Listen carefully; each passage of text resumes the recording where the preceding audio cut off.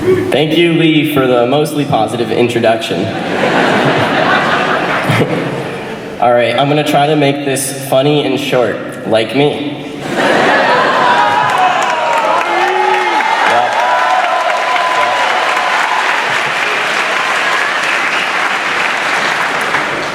When I first started thinking about what I was going to say about the class of 2019, I knew I wanted to be real, to tell it like it is. I promised myself I wouldn't shamelessly claim to be the best class in EGHS history. Rather, I would paint an accurate picture of what makes our class special, waffle cheese and all. So I started doing some research on what makes this class unique and what we did well. As I was looking over our accomplishments, it occurred to me, the class of 2019 is the best class in EGHS history.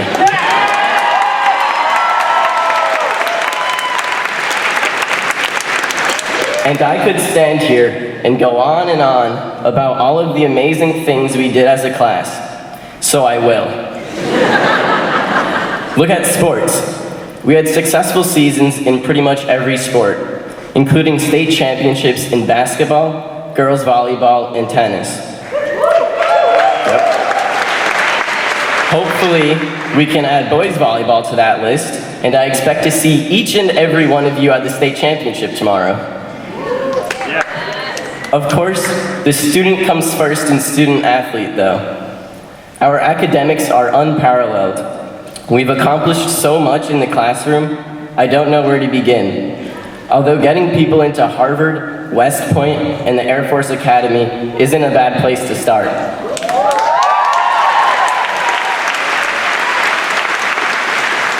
Or maybe bringing in the blue ribbon that the school loves to flex.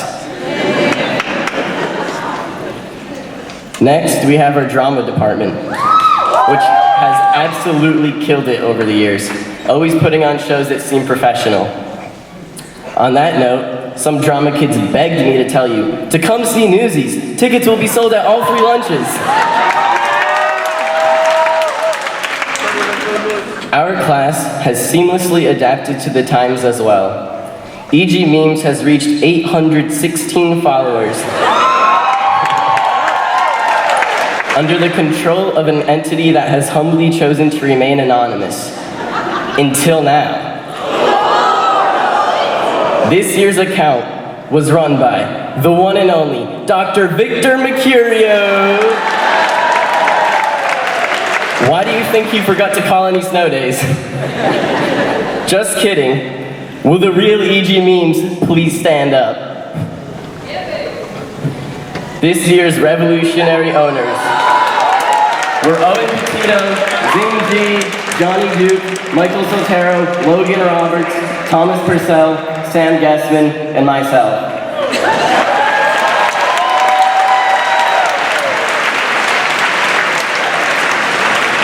But to me, none of these impressive feats are what really define us as a class.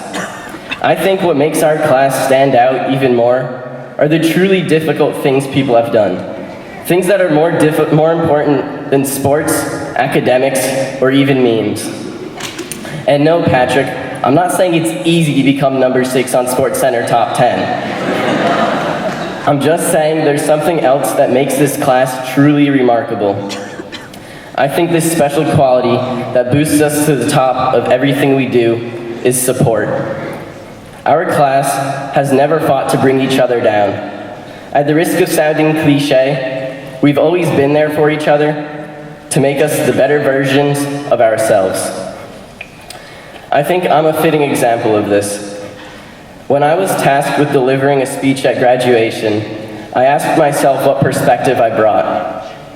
Why should I get to speak to this audience? Many will tell you the valedictorian shouldn't, and they're probably right. But there has to be some reason this tradition evolved. Is it about having the wisest person speak? God, no. If that were the case, we'd have someone who has overcome real adversity, like Gemma Santizo, who has survived cancer and continues to bless us every day with her kindness and talent.